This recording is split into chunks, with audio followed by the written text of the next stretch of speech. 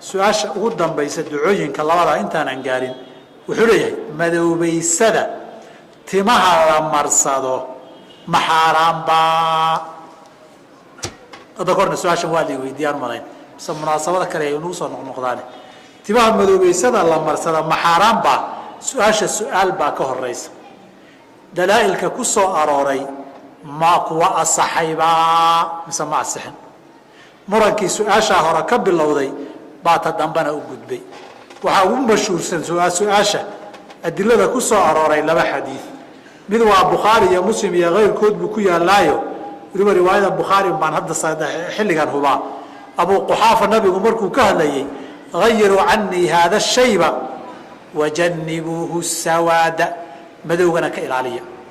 jumlada wajanibuuhu sawaada ma sugan tahay muran baa ka taagan xadiidka labaadna abu daawuud iyo keyrkii way ibn cabaas yakunu fii aakhiri الzamaani qowm yakdabuuna bالsawaadi kaxawaasili اlxamaami laa yuriixuuna raa'ixata اljanna aakhiru zamaanka waxaa iman doona kuwa madaxa madoobeeya oo sida qoorleyda qoorteedu u madowdahay madaxii caddaa sidaa u bedela jannadaa ma carfin doonaan carafteeda isna ma sugan yahay culimmada waxay ku tageen aimo badanoo xadiidka iyo rag mutaqadimiina jumladan wajanibuuhu sawaada hadalkii nabiga maaha waa hadal raawiga ah waa min almudrajaati fi lxadiii wlmudrajaatu fi lxadiii maa atat min bacdi alfaadi ruwaati itasalat la yihi waa mudraj min bacdi kalaami ruwaati waay maadaama kalaamu ruwaat uu yahay ruwaadda qaarkood baa xadiidkii moodaya oo ka dhigay qaarna way tafsiiliyeen oo way bayaaniyeen sida riwaayada zuhayr ibni mucaawiyata abu khayama uu ka warinaya can abi zubayr inuu weydiiyey ka waran wajanibuhu sawaada aniga taa kuma maqal uu leeyahay ama hada macna saasaan filayaa inay ahayd saa darteed bay waxay ku tageen aimo badan wajanibuuhu sawaada inay mudraj tahay laakiin asxaabu sixaaxi waxay ku tageen inay min kalaami nabiyi tahay waxay saamaynay dee ka fogaada nabigu waa yidhi oo waa xaaraan iyo nabigu erayan janibuhu sawaada ma dhihine ceradan bedele unbuu yidhi madowga ka daaya nabigu ma dhihin meesha wax dili xaaraantinimeeye ma yaalla halkaasaa la isku qabsan xadiidkana sixadiisa isagana la isku haystaa waqfigiisi iyo rafcigiisi iyo wasligiisi iyo irsaalkiisaa la isku haystaa culummada ninkay la rajaxanto adiladaas inay asaxeen fil asli wuu taxriiminayaa ma banaana markuu ku yidhaahda macnaheedu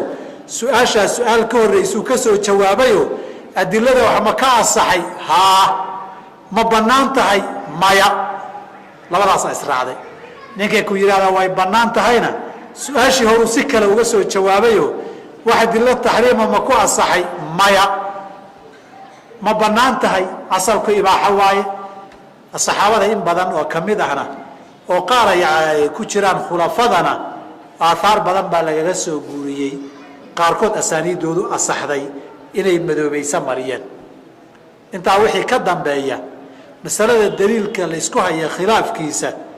adilada sixadeeda marka hore u noqo fain saxat cindaka xaruma alkhidaabu bisawaadi wain lam tasixsix shayun minha cindaka baqiya calaa asli ibaaxati labadaasaa loo kala jaban yahay khilaafkuna halkaasuu ku salaysan yahay qolaa meel dhexdhexaada ka dhexbaxayo waa makruuh bay dhaheen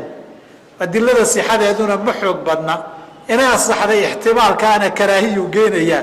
ibaaxada ka yara hararo waxoogay karaahiyada ku yaraha riix khilaafkaa ku jira sixada dalaa'ilka baa keenay aimadii hore khilaafkaa quwadiisii iyo aahaarta tiradeeda laba nin baan xasuustaa laba kitaab baan xasuustaa oo labadaba hadda yaalla alkhidaabu bisawaadi mid waxaan u malaynayaa ibnulmuqri nin la yidhahdo inuu lahaa midka kalena ninkii lahaa hadda magaciisa waa iga maqan yahay aahaarta iyo axaadiitan iyo cilalkood iyo waxaa laga yidhi intabaa lagu sheegay marka masaladu taasay u noqon halkan laba qof aan ku gabagabayno midna duco